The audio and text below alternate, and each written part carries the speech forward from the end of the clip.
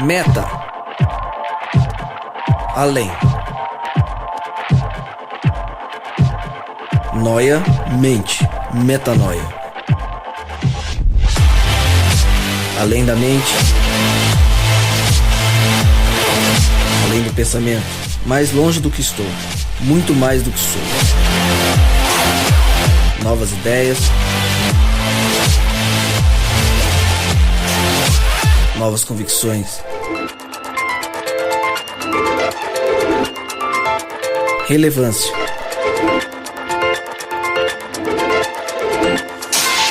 Plenitude. A busca pelo ideal.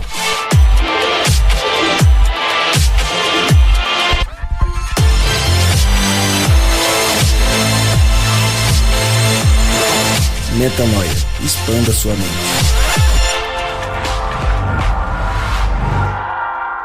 Seja muito bem-vindo, começa agora mais um podcast Metanoia, o podcast Metanoia número 51, exatamente, chegamos ao Metanoia 51, como eu sempre digo, meu nome é Lucas Vilches e estamos juntos nessa caminhada, toda terça-feira às 8 da noite, um novo episódio é lançado, e lembrando você que você pode acessar todos os nossos conteúdos direto no nosso site, portalmetanoia.com.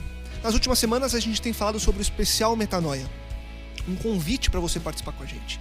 Vai ser um episódio para celebrar um ano de episódios lançados do podcast Metanoia. Por isso a gente quer ouvir a sua voz. Você que acompanha a gente semana após semana, você que acompanha o podcast Metanoia, você vai enviar um áudio pra gente contando como que o podcast Metanoia pode ter te ajudado na sua caminhada, lembrar de um episódio que te marcou, enfim, não importa o que, a gente quer ouvir a sua voz, pode até ser uma sugestão de algum tema, enfim, a gente quer que você, que é a razão desse podcast, que você participe com a gente.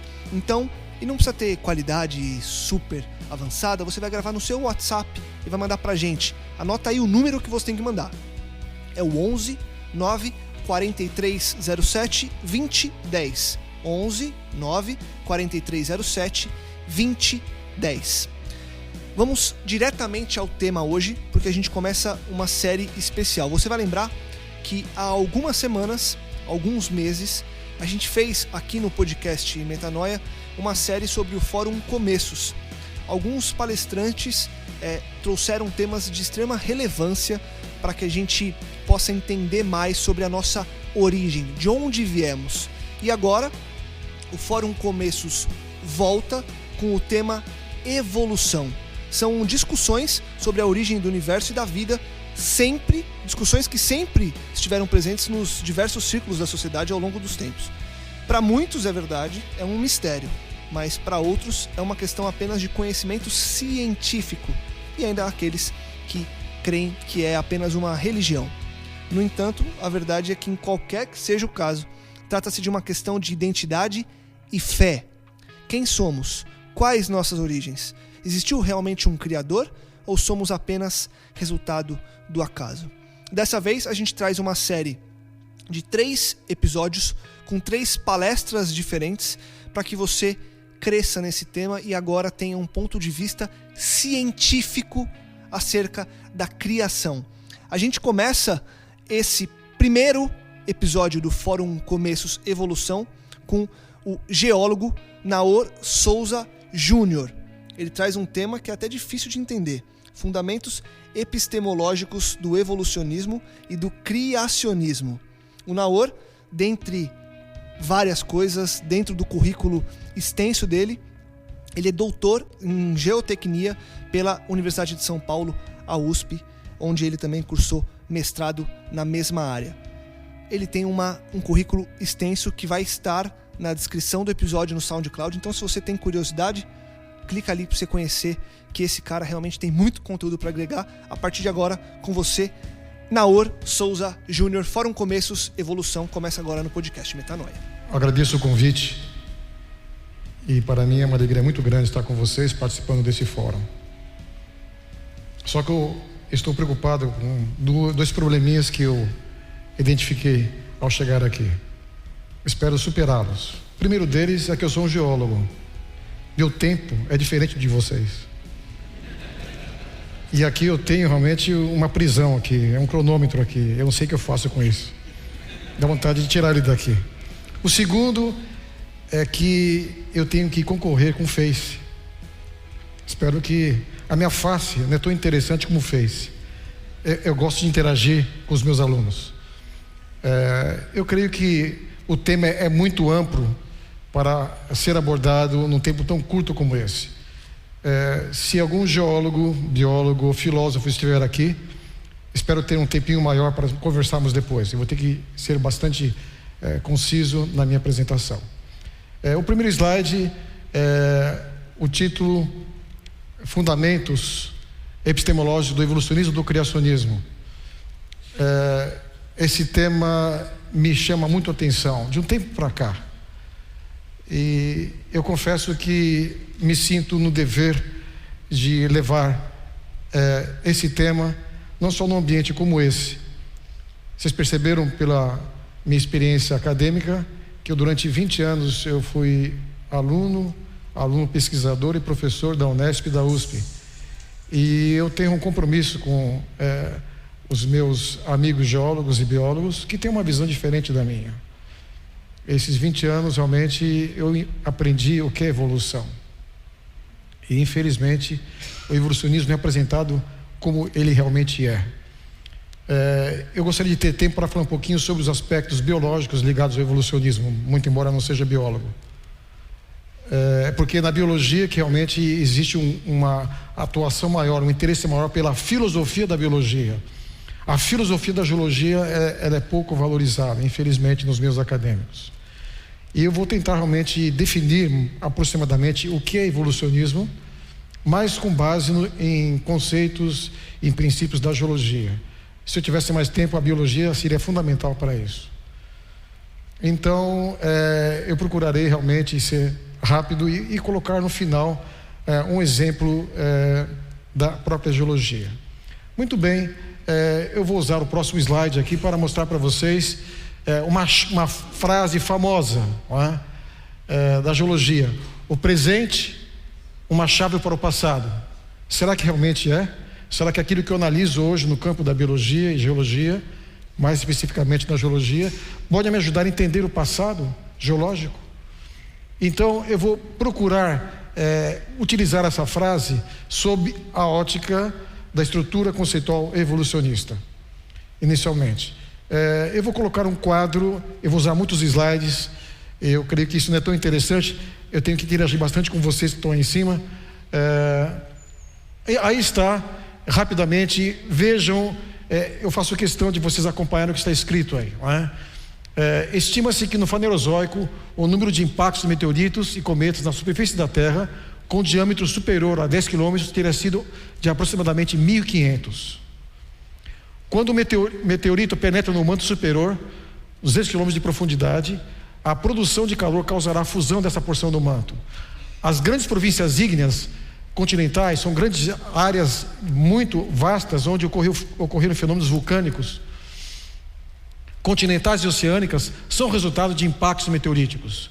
Muitos geólogos parecem mostrar uma natural antipatia para a ideia, apesar das evidências, de que formas de vida, especialmente no Fanerozoico é aquela parte da coluna geológica que contém vida fossilizada, compreende as camadas com fósseis, foram subitamente extinguidas, ou seja, formas de vida subitamente, rapidamente extinguidas.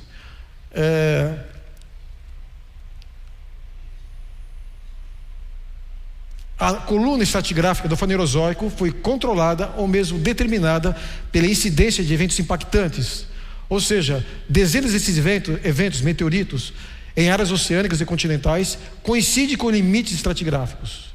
Mais uma ênfase nesse pensamento último: só podemos concluir que os principais eventos impactantes, cometas e meteoritos, controlaram, conduziram e determinaram a história geológica da Terra em todo o Fanerozoico. Quando o geólogo lê isso, ele se assusta. Price morreu em 2005. Eu lamento não ter conhecido Price e conversado com ele pessoalmente. As ideias dele são muito parecidas com aquilo que eu enxergo na geologia. Ele colocou aí 4 fenômenos geológicos globais que afetaram toda a superfície da Terra, impactos meteoríticos, tectônica de placas, vulcanismo fissural envolvendo toda a superfície da Terra e mortandade em massa. Esses 4 fenômenos geológicos globais, eles são tratados de uma maneira um pouco diferente e que dificulta entendermos o que realmente ocorreu aqui na Terra no passado. Então, esse é um texto básico. Se algum geólogo se interessar, esse livro está disponível na internet, inteirinho. E eu creio que todo geólogo devia conhecer esse livro. Esse geólogo Price, ele tinha uma visão, eu diria, muito à frente do seu tempo. Ele já teve que lutar no início da sua carreira com algumas ideias que prevaleciam. Aí nós podemos citar o livro de Thomas Kuhn, A Estrutura das Revoluções Científicas, onde Kuhn fala sobre a força de um paradigma. Como algumas pessoas, mesmo cientistas, têm dificuldade de abandonar algumas ideias antigas, apesar das evidências em contrário. Isso ocorre no meio científico, no meio acadêmico, mais do que a gente imagina. Muito bem, eu gostaria de utilizar o próximo slide. Então, como já dissemos, fenômenos geológicos globais. Esse quadro é um quadro que eu gostaria de explorá-lo bem. Vocês estão vendo aqui, na coluna da esquerda, aquilo que o geólogo faz no seu dia a dia. Rochas, na coluna 1, em verde, minerais, estruturas em rochas, intemperismo, formação de solo, sistemas deposicionais, estratificação espontânea. Essa estratificação espontânea é uma área não muito explorada pela geologia, mas é impressionante como ela é útil, para entendermos alguns processos que ocorreram no passado e ocorrem hoje esporadicamente, mas ajuda a entender o passado. E que tipo de fenômenos eu colocaria para entender realmente as transformações que ocorrem hoje, o presente, como sendo a chave do passado? Então essa coluna 2 aqui, ela fala dos principais processos geológicos que modificam a superfície da Terra nos dias de hoje. Erupções vulcânicas violentas, terremotos, tsunamis, furacões, tornados, deslizamento de encostas. Eu vou me afastar um pouquinho mais aqui para acompanhar com vocês que essa coluna da esquerda aqui, ela lida com aquilo que nós chamamos de geologia funcional. Eu uso aqui uma classificação, depois eu volto nesse quadro, ela é importante, utilizada por Ernest Mayr, um dos maiores biólogos, um dos pais realmente do evolucionismo moderno. Em seu livro What Makes Biology Unique, ele fala sobre a necessidade da filosofia da biologia considerar 2 áreas que não devem ser confundidas uma com a outra. Uma chama-se biologia funcional e outra chama-se biologia evolutiva ou histórica. Essas áreas estão realmente em compartimentos diferentes. Um biólogo, de modo geral, não faz essa divisão, mas Mayr, de maneira lúcida, um ateu evolucionista, ele usa essa divisão. Ou seja, aquilo que é passível de ser verificado cientificamente pertence ao campo da biologia funcional, onde realmente a experimentação é válida. Já a biologia histórica ou biologia evolutiva, ela utiliza realmente conceitos, que realmente não podem ser validados cientificamente ou tratados empiricamente. A experimentação realmente não faz sentido na biologia histórica ou evolutiva, porque estou lidando com eventos únicos e reproduzíveis que ocorreram lá atrás. O empirismo racional, o empirismo científico não tem como realmente atuar nesse campo da investigação. Então, para um biólogo, se você está me ouvindo neste momento com atenção, alguns conceitos como homologias ou divergência evolutiva, analogia ou convergência evolutiva, teoria da endossimbiose, evolução do desenvolvimento ou evo-devo e outros conceitos utilizados pela geologia para tentar explicar processos macroevolutivos que surgiram no passado ou explicar a própria coluna geológica, porque os fósseis são totalmente insuficientes para explicar como a árvore evolutiva pode ser construída. Essa árvore, na realidade, para ela ser colocada visualmente, eu tenho que colocar alguns tracejados para substituir a ausência de seres intermediários que não existem. E esses traços, alguns livros colocam eles realmente como traços, outros já colocam contínuos, como se fosse uma árvore verdadeira, existente. Eles são explicados em função desses conceitos macroevolutivos que explicam mudanças que ocorreram no passado e que os fósseis representariam essas mudanças macroevolutivas, etapas evolutivas do passado. Então, o problema é que esses conceitos acabam sendo transformados em leis naturais, em fenômenos naturais, e você não percebe isso. Os livros de geologia não deixam claro isso. Então, esses conceitos pertencem ao campo da biologia histórica ou evolutiva, não biologia funcional, onde as ciências naturais podem realmente avaliar, averiguar. Então, essa classificação de Mayer, ela é fundamental. Eu aplico essa classificação, voltando àquela imagem anterior, por gentileza, a filosofia da geologia convencional, aquela que é ensinada nas universidades, aquela que eu aprendi durante 20 anos. Então, só que ocorrem problemas. Essa coluna da esquerda, essas duas colunas aqui, pertencem à geologia funcional. Será que elas são úteis para explicar aquilo que a geologia convencional, evolutiva, trata como uniformitarismo? O que seria uniformitarismo? Cenários de calmaria geológica se sucedendo em um ritmo semelhante aos processos geológicos atuais. E o neocatastrofismo, que é um pouco mais recente, é um próprio uniformitarismo, mas pontuado por esporádicos eventos catastróficos.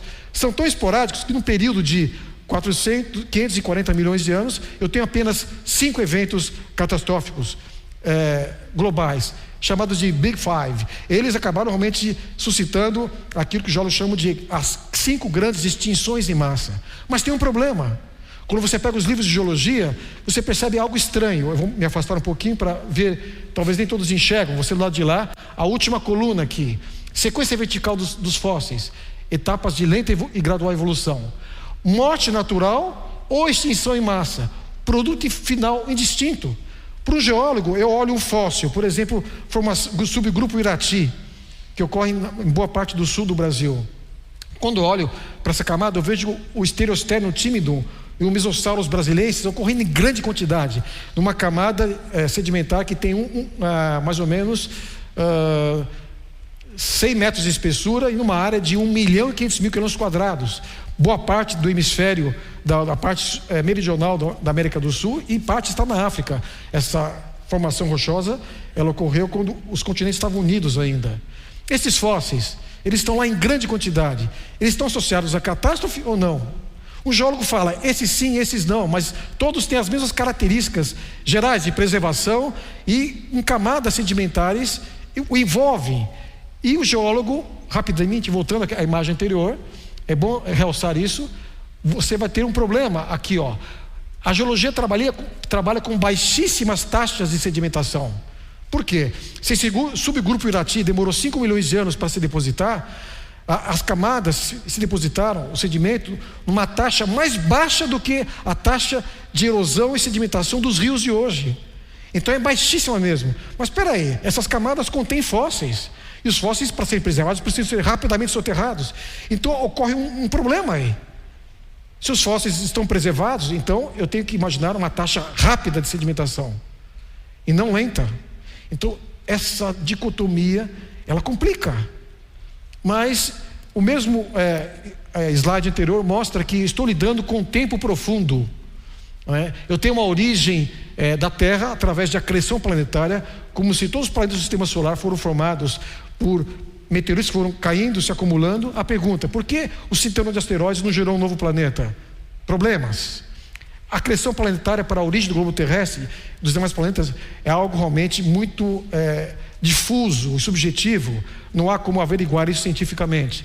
E o tempo profundo para essa Terra antiga, e para analisar a coluna geológica fanerozoica, ou seja, aquela que contém fósseis, e usa o tempo profundo. O tempo profundo ele começa com os gregos lá atrás. Tempos prolongados, muito prolongados, milhões de anos. E mais recentemente ele foi traduzido por aquilo que nós conhecemos como datação radiométrica. Então alguém vai dizer, mas datação é uma coisa comprovada cientificamente. Aí você tem realmente um contraste tremendo. Você olha as camadas sedimentares, olha os fósseis, olha as marcas de impactos meteoríticos em todo o Fanerozoico. Você vê catástrofe em todo o Fanerozoico, como o Price, que é um geólogo evolucionista, diz isso, e de repente você tem um tempo prolongado. Esse tempo não se ajusta às evidências científicas que eu posso obter através da análise das rochas e os fósseis contidos nessas rochas. Essa dicotomia é assustadora para mim, mas é impressionante que Price, ele tentou ajustar. Ele fala, impactos meteoríticos caíram na Terra, fragmentaram o Pangeia E esse Pangeia, as partes desse Pangeia são as grandes placas tectônicas, elas começaram realmente a se movimentar. Cai um novo meteorito. Quando ele cai, essas placas às vezes mudam de direção de movimento, ou o movimento de afastamento é acelerado.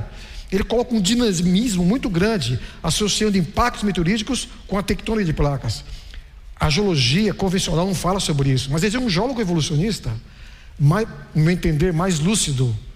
Isso para mim é muito óbvio, mas algo estranho ligado ao tempo profundo afetou também a biologia evolutiva, e para mim é um grande empecilho para conhecer a verdadeira história da coluna geológica fanerozoica ou dos próprios fósseis. Muito bem, por gentileza, o próximo slide.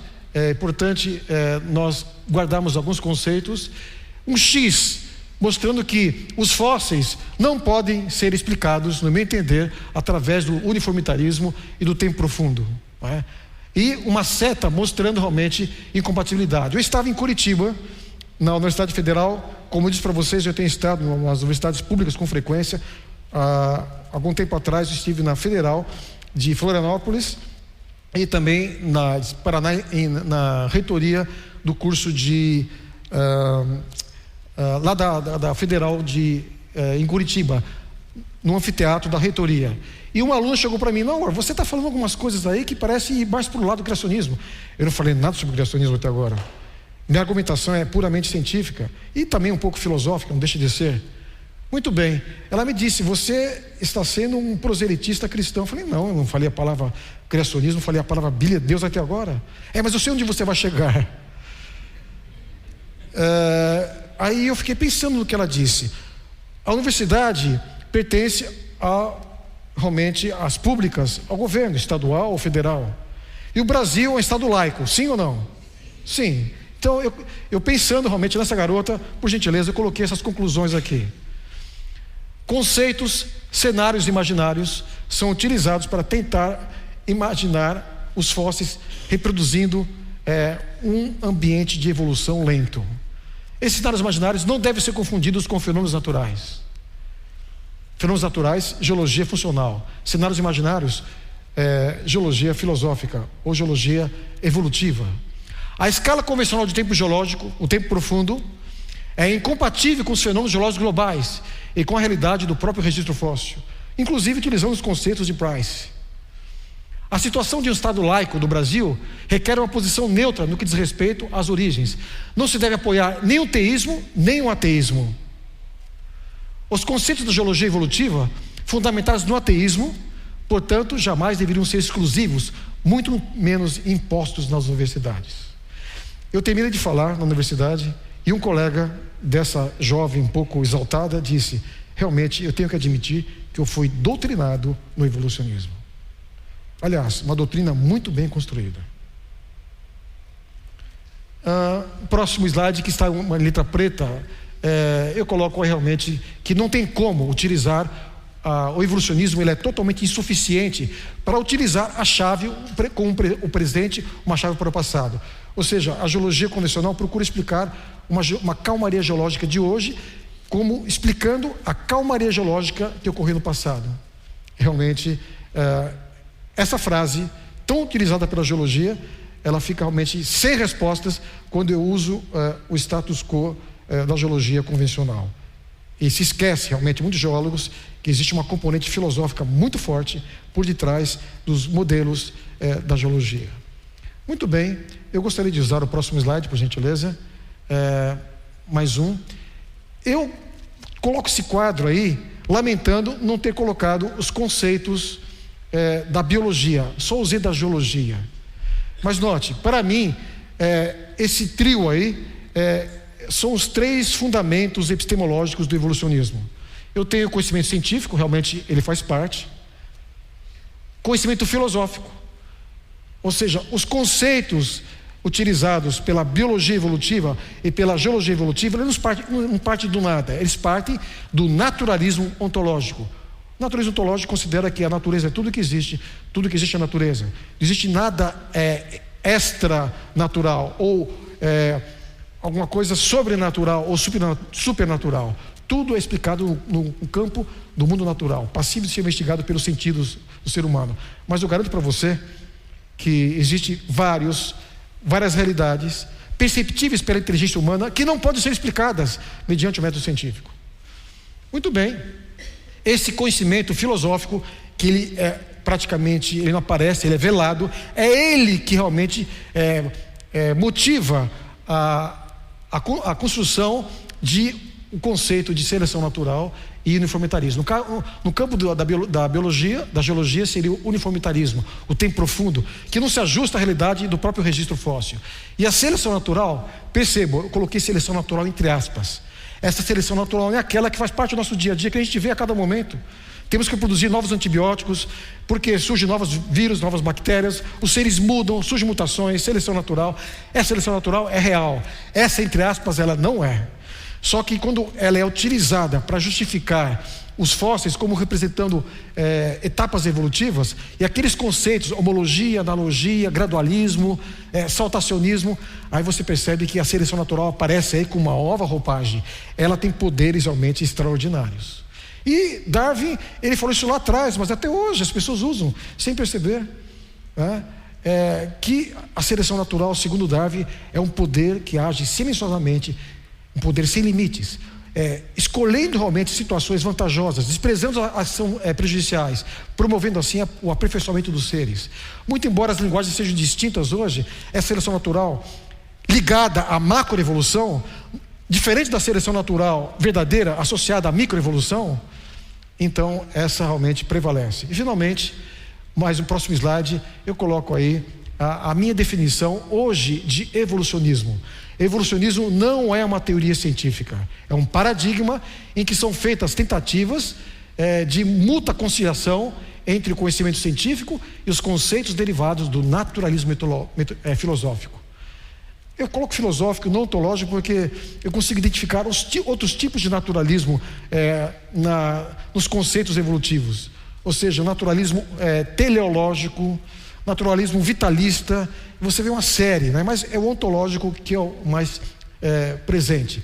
Ou seja, o que é um paradigma? Já que o evolucionismo é um paradigma, conjunto de pressupostos conceituais e metodológicos incorporados por uma tradição de trabalho científico durante um certo tempo. Então percebam, isso realmente define evolucionismo. Fica claro realmente.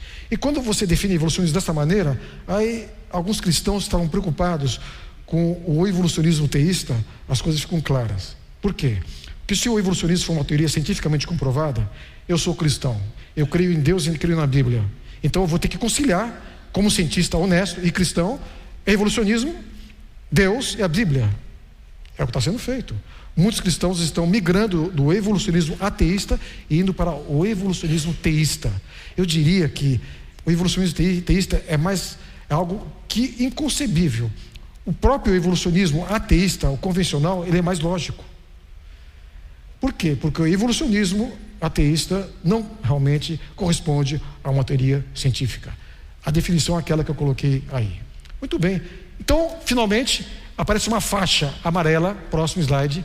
Esse paradigma das origens, o evolucionismo, ele é inconsistente. Portanto, deverá ser abandonado e substituído por outro.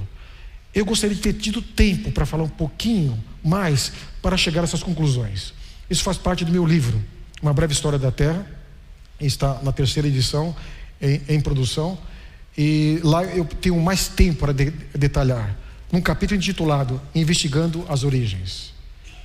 E é fundamental entendermos que as origens, quando eu procuro entender o que ocorreu no passado, eu ultrapasso o campo da investigação científica. Eu vou usar uma componente não científica. A componente não científica do evolucionismo é filosófica e tem um nome: naturalismo filosófico ou naturalismo ontológico. Ok, mas existe outra maneira? A pergunta, próximo slide, mostra a geologia, o presente como achado do passado. Vamos buscar um outro paradigma para realmente que represente realmente essa frase, que ela possa ser utilizada. Que tipo de presente eu devo analisar, o que ocorre hoje, para entender o passado geológico? Muito bem, eu vou para o próximo slide. Mais um. Aqui eu tenho um vídeo. Preste atenção nesse vídeo. Isso ocorreu em Chelyabinsk, há pouco tempo atrás, e espero realmente que você consiga lá passar esse vídeo aí. Tudo bem? Pode clicar nele aí. Ok. Se estiver aberto, ok. A NASA conseguiu reproduzir o trajeto desse meteorito. Continua. Vou falando junto. Abaixa só um pouquinho o volume. Chelyabinsk, a data está aí, não é? Ele se aproximou dessa região, vindo do espaço, e ele realmente explodiu no espaço. Não chegou a cair na Terra. Esse sujeito teve sorte. Essa luz foi mais forte do que a luz do Sol, ofuscou. E ele realmente verificou isso, tirou essa imagem fantástica. Isso explodiu na atmosfera e acabou trazendo resultados impressionantes. Muito bem, pode passar para o próximo slide, por gentileza, e vamos ver rapidamente o que ocorreu. A trajetória do slide. Você consegue passar para o próximo slide, por favor? Pode cancelar o vídeo e para o próximo slide, onde mostra os efeitos desse impacto meteorítico que não chegou à Terra. Está aí realmente um pedaço dele. Ele explodiu no ar. A frente de deslocamento de ar acabou destruindo casas e 1.000 e poucas pessoas tiveram realmente que dar entrada em um hospital. Ele não atingiu a Terra. Ele é pequenininho. Acredito que ele tinha mais ou menos o tamanho dele aí, 570 quilos, não é? Mas comparando com a bomba que caiu em Hiroshima, ele realmente tem muito mais energia do que a bomba de Hiroshima. Mas ainda bem que ele explodiu fora da atmosfera. Um pedaço caiu num lugar que tinha uma camada de gelo. Foram lá e resgataram esse pedaço aí de 570 quilos. Esse é o meteorito que caiu na Terra recentemente. Mas de vez em quando cai algum. E no passado? Caíram meteoritos? Eu vou usar uma sequência de slides agora, rapidinho. Próximo slide, por favor. Para vocês realmente imaginarem. Primeiro slide aqui é a distribuição das crateras de impactos meteoríticos em toda a superfície da Terra. Percebam que parece que os meteoritos caíram mais na Europa e nos Estados Unidos. Eles escolheram? Não. É que lá tem mais dinheiro. E eles exploram melhor a sua superfície. A geologia é levada mais a sério. Eles encontraram mais crateras de impacto. Mas essa distribuição é pequena ainda. Aqui certamente existe muito mais. Aqui também na Ásia. Aqui com mais recursos, eles conseguem realizar mais trabalhos, mais prospecção geológica e descobriram mais. Mas já encontraram centenas de crateras de impacto. Ou seja, houve uma chuva de meteoritos aqui na Terra no passado. Atingiu todo o sistema solar. O que é isso, professor? Preste atenção.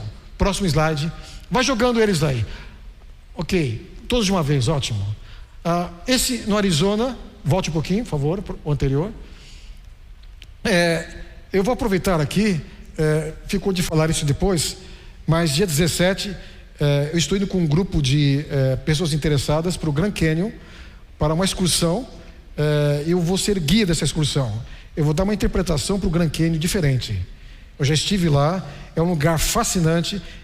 Essas excursões têm aberto, ainda tem 2 vagas, me parece, mas quem sabe pode ser ampliadas.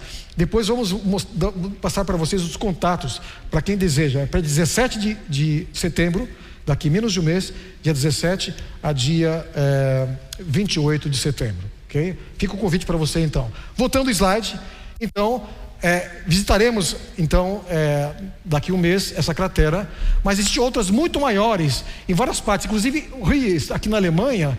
Essa cratera está no ambiente urbano, mas quando você olha, algumas são enormes, tem até mais de 100 quilômetros de diâmetro. Essas são encontradas na superfície da Terra, mas devia ter muito mais crateras aqui na Terra, muito mais. Por que não tem crateras aqui? Porque 75% da superfície da crosta terrestre, as áreas continentais, foram invadidas por rochas sedimentares. A maioria dessas rochas sedimentares foram depositadas no ambiente marinho. Então essas crateras foram obliteradas, apagadas.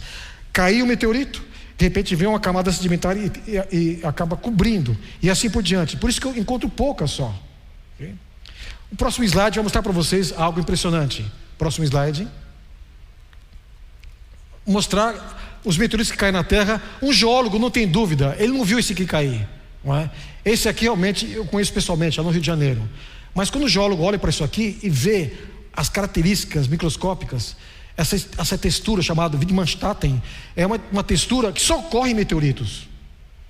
Alguns meteoritos caíram, o indivíduo viu cair, foi lá, analisou, levou para o laboratório, não é? E outros você não viu, só tem o material disponível na crosta. E quando o geólogo olha, ele sabe, isso aqui não é daqui, é ET, veio de fora, não é?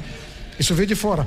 O que é interessante, eu falei em ET, que alguns geólogos e biólogos não encontram razões para a vida ser originada aqui na Terra, o primeiro ser vivo.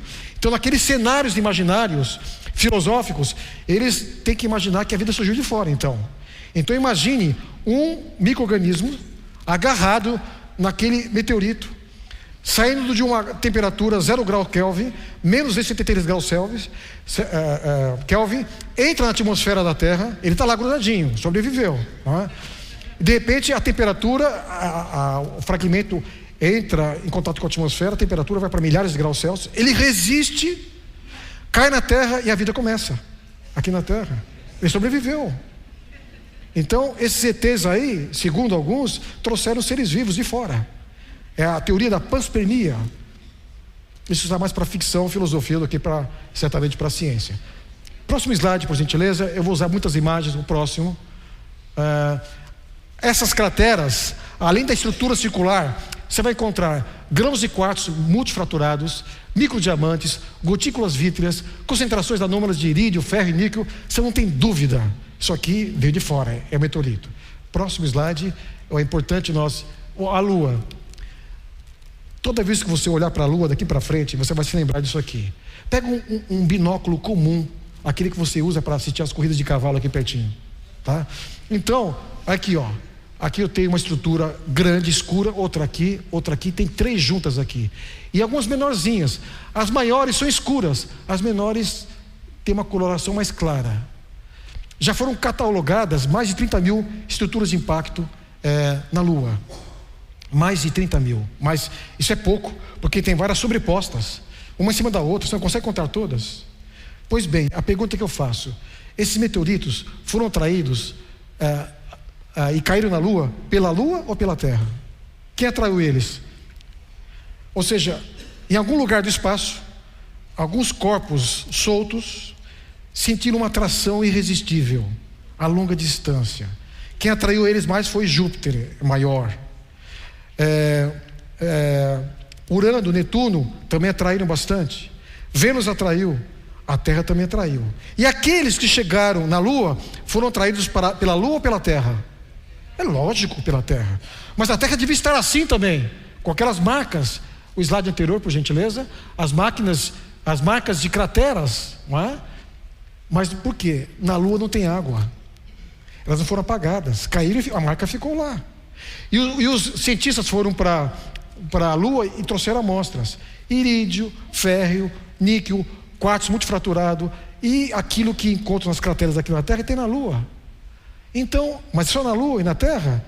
Próximo slide, vamos acompanhar os próximos slides de maneira contínua. Olha as crateras de Mercúrio, Vênus, continua. Associadas a vulcanismo, continua. Marte tem crateras e vulcanismo associado. Aqui um pedaço. Júpiter, os seus satélites cheios de crateras de impacto. Próximo. Os satélites de Saturno, as partículas que envolvem o cinturão de asteroides, oriundas de meteoritos, ok? Que ultrapassaram o limite de Roche, se fragmentaram e então passaram a fazer parte do sistema Saturno e seus satélites. E a pergunta: será que esses impactos meteoríticos acabaram com os dinossauros? Até 1980 ninguém falava sobre isso. Eu me formei em 1980, sou meio antigo, e não se falava nisso. Hoje não só um meteorito, mas muitos meteoritos foram a causa da extinção dos dinossauros. Mas só dinossauros? Será que outros seres também não foram vitimados por os impactos meteoríticos? Imaginem, caindo meteoritos, vulcanismo associado. De repente eu tenho um ambiente bastante inóspito para a vida aqui na Terra.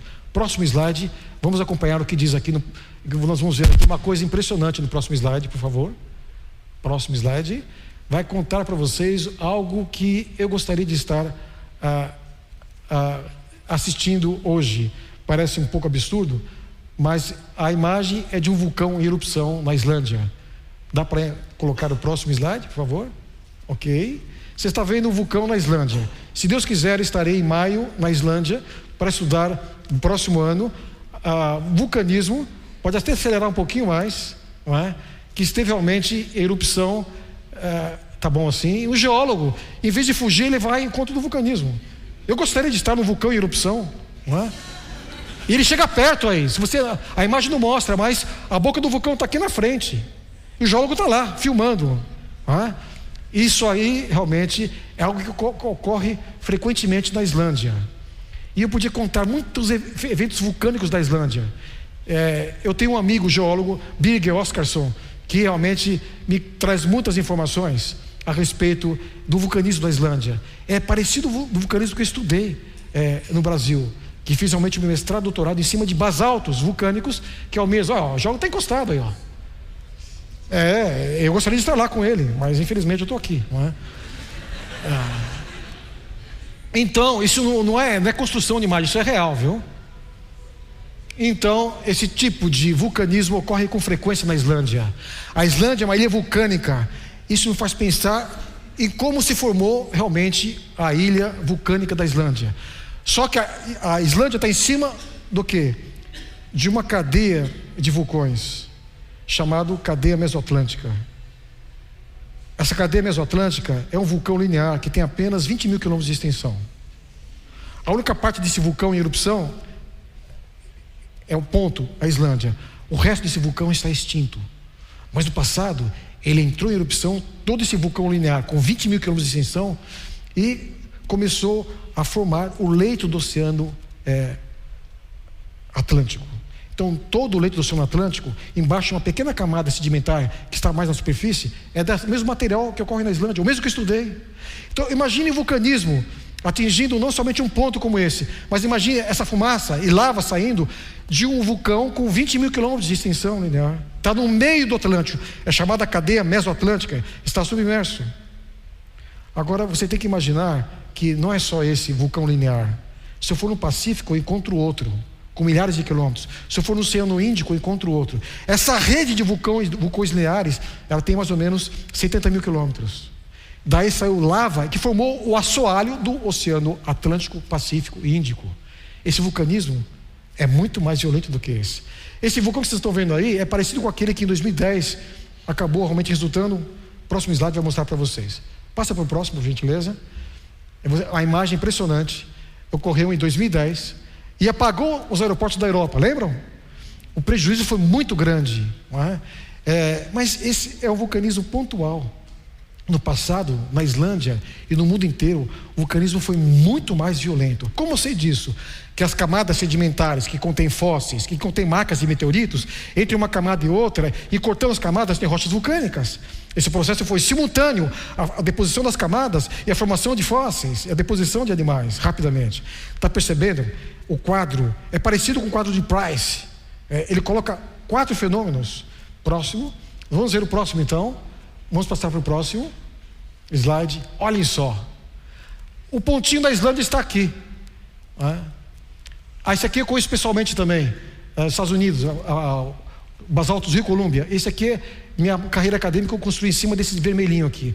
O vermelhinho aqui, aqui. Olha o resto aqui. Olha só quantos vulcões entraram em erupção no passado de maneira muito mais violenta. A área aqui onde a rocha está depositada é 1.500.000 km². E o mesmo material que ocorre aqui, ocorre no oceano. Foi contínuo esse vulcanismo. Mas essas províncias ígneas, que retratam uma calamidade global, vulcânica no passado, elas cortam as camadas sedimentares que têm marcas de meteoritos e que contêm seres fossilizados. Percebam, a história é uma só. Agora, a próxima imagem vai impressionar mais você ainda. Você vai ver o que é vulcanismo. Por gentileza. Esse é da Islândia. Eu estou conversando com o geólogo islandês aqui, nos basaltos do Brasil, que são os mesmos da Islândia. Próximo slide, por gentileza. Mostrando realmente que houve um rápido resfriamento desses derrames. Rapidamente. Próximo slide. Aqui, Estados Unidos e Brasil também são muito semelhantes, quimicamente, mineralogicamente, é a história é a mesma, uma história catastrófica. Próximo slide. Mais um slide. nós vamos ver então algo interessante. Havia um continente, esse continente começa a se afastar em relação ao outro, e o que acontece em seguida? Próximo. Esse é o vulcanismo. Esse é material vulcânico que está na superfície da Terra. É pouco? De onde ele saiu? Olha os vulcões aqui. Olha a cadeia de vulcões lineares aqui. Eu tenho a pontinha só aqui hoje. Esse vulcanismo ocorreu no passado.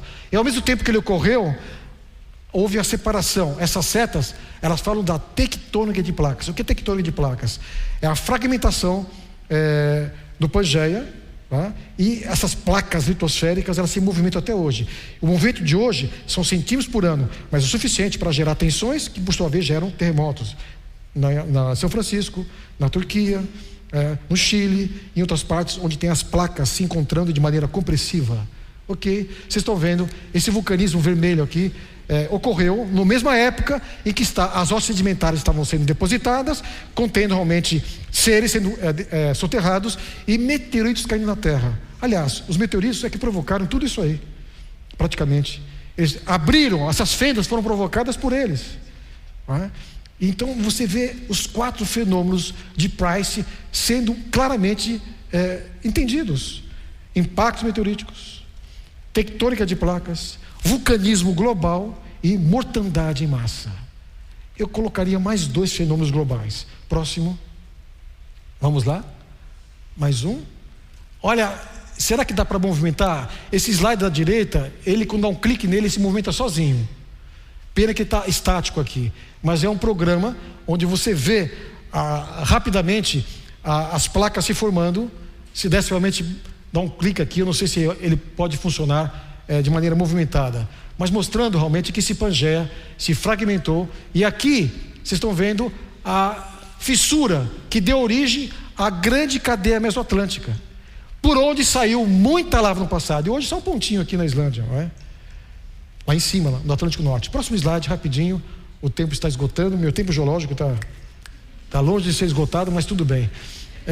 Aqui, quando eu vejo impactos meteoríticos, eu vejo tectônica de placas. As placas se movimentam de maneira muito mais rápida do que hoje. Quando eu vejo vulcanismo global, o que acontece com os seres que estavam vivendo aqui? Evidentemente, são aqueles que estão nas camadas sedimentares. Estão lá guardadinhos, fossilizados. Muito bem.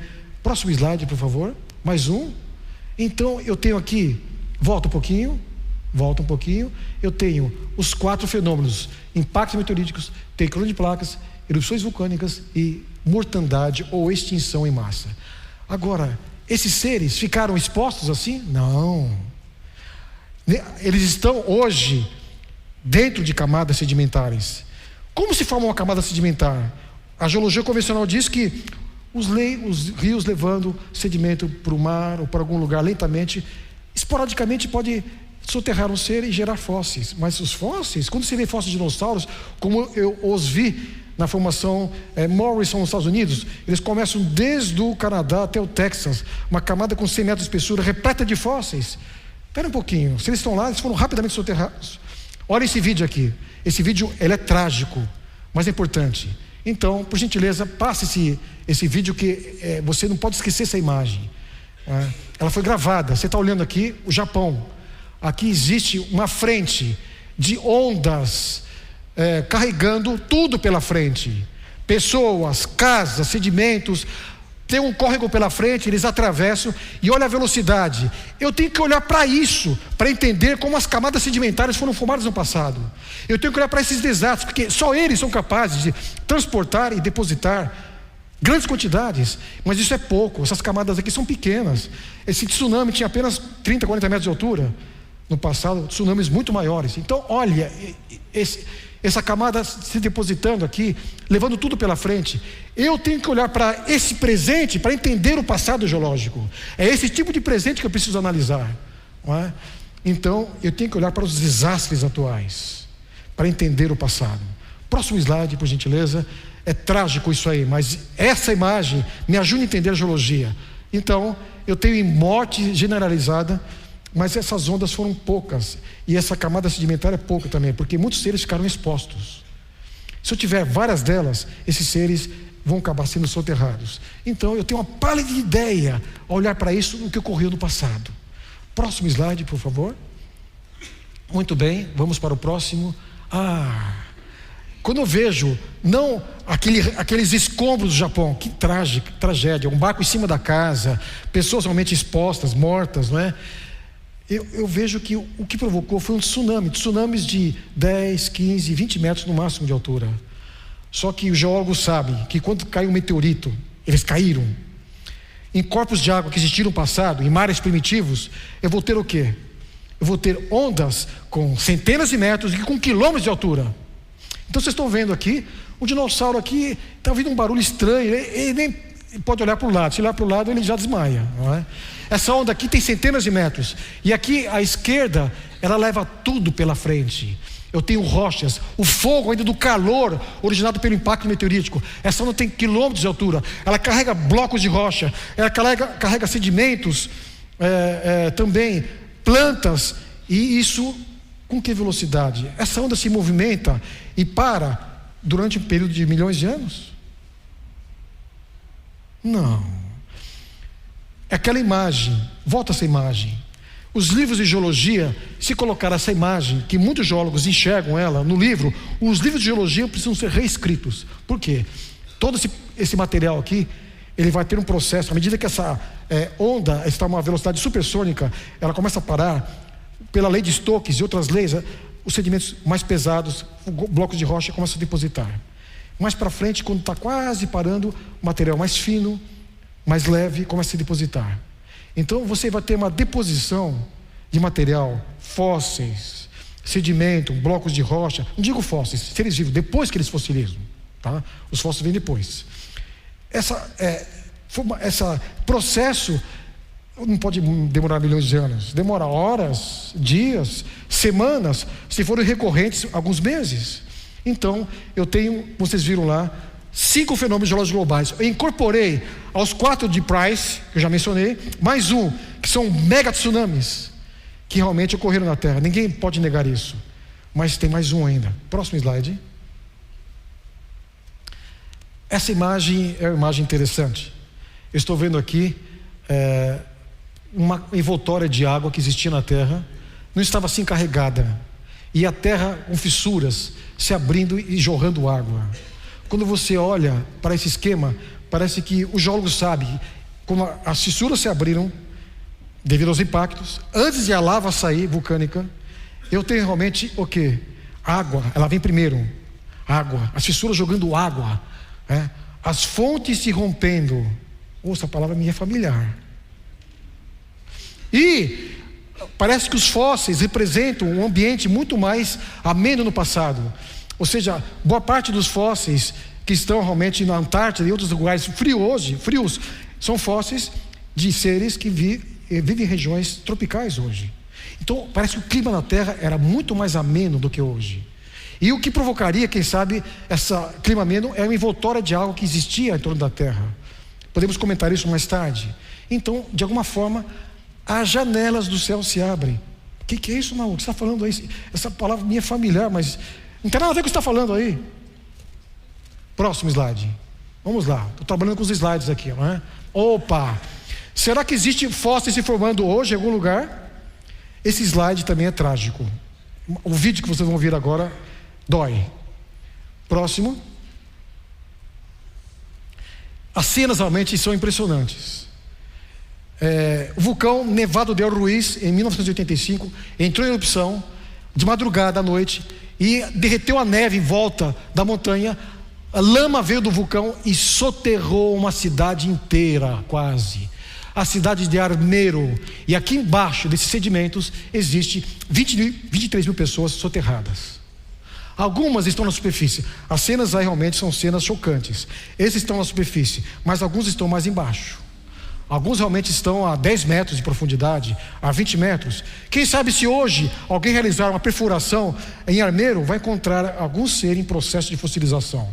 Isolado do ambiente oxidante, com um material úmido, com água, certamente eu vou ter um processo de fossilização. Então aqui eu tenho, próximo slide pode jogar, o vulcão entrou em erupção e aqui eu tenho essa língua de lama que soterrou Armeiro. É um lugar muito favorável para se encontrar realmente fósseis. Mas, se eles estivessem formando aqui, eles foram expostos durante muito tempo ou foram rapidamente soterrados? Ou seja, para um fóssil ser preservado como fóssil, esse ser vivo precisa ser rapidamente soterrado.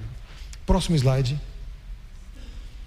Quando eu comparo Armeiro, um lugar que hoje eu posso encontrar um processo de uma situação onde pode ocorrer fossilização, eu vejo que no passado esse fóssil Mesosaurus brasiliensis, ele é encontrado em quase todos os continentes do hemisfério sul, praticamente, mostrando que a distribuição global dele mostra que fossilização global está associada com catástrofe global.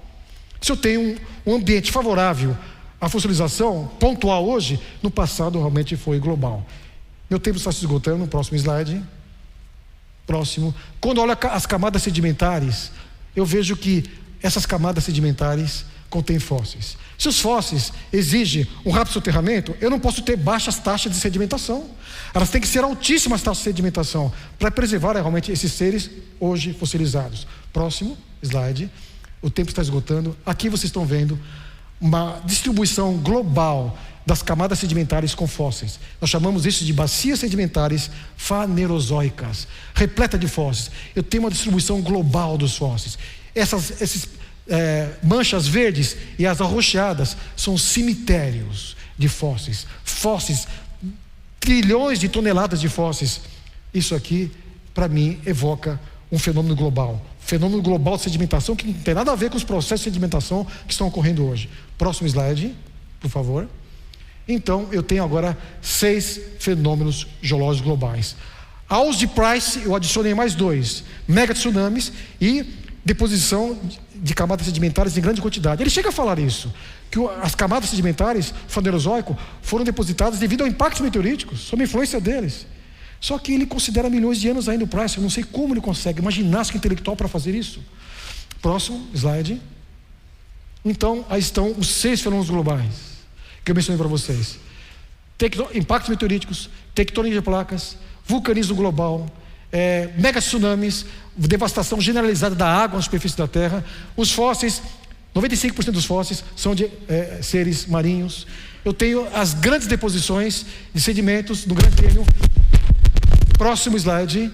Você vai ver então os nomes. E esses fenômenos, quando eu interligo eles são simultâneos. Isso não está nos livros de geologia. É lamentável. Como eu gostaria de ter estudado essa geologia. Isso esclarece muito com essa visão, como eu tive facilidade para fazer pesquisa científica na geologia. Infelizmente, esse quadro não está nos cursos de geologia. Isso é lamentável. Próximo slide, por gentileza. Essa, para mim, a conjunção desses fenômenos ocorrendo num momento só. O tempo, a cronologia não é milhões de anos, é horas, dias, semanas e meses. Para mim, esse quadro amarelo aí de eventos, ele reproduz a maior tragédia ambiental da história da Terra. Próximo slide.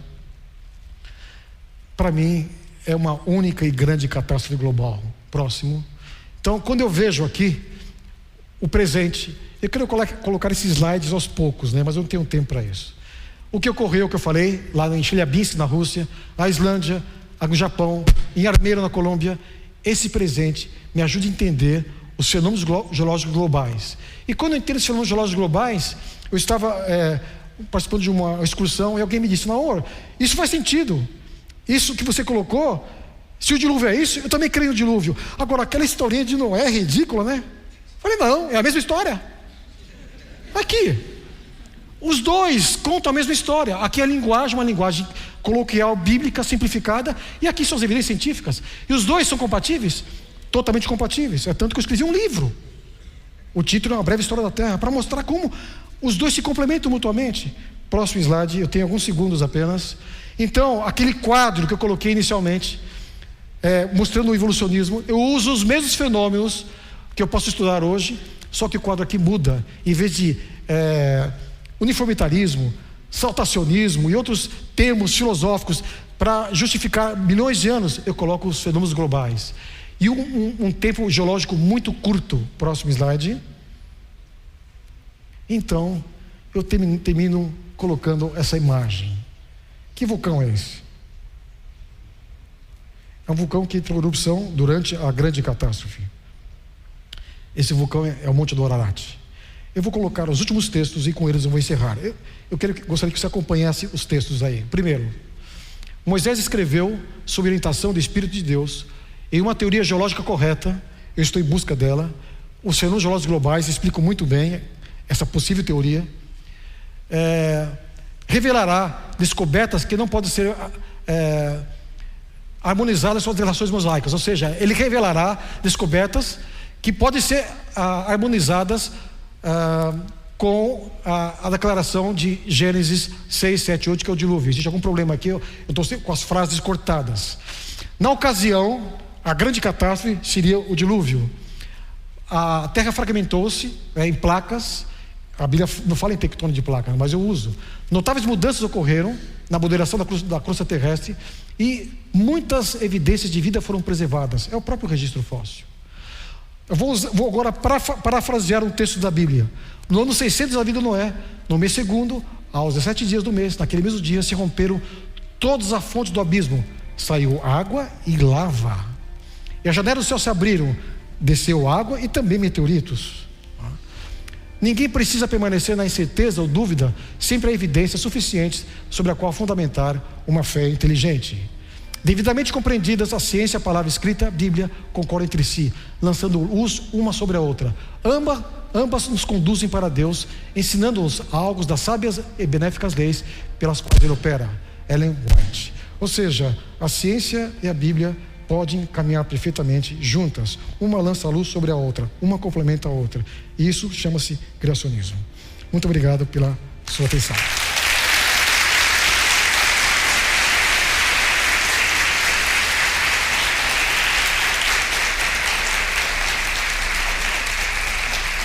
Bom, não acaba por aí. A gente tem mais 2 semanas, entre elas com o Rodrigo Silva participando do podcast Metanoia no Fórum Começos Evolução. Convido você a continuar com a gente, voltar aqui semana que vem para continuar expandindo a sua mente. Espero que tenha sido um episódio de muita expansão de mente e que a gente continue caminhando juntos nessa trilha de mais conhecimento de quem Deus é e de quem nós somos nele. Semana que vem a gente volta, Fórum Começos Evolução, aqui no podcast Metanoia. Podcast Metanoia, expanda a sua mente.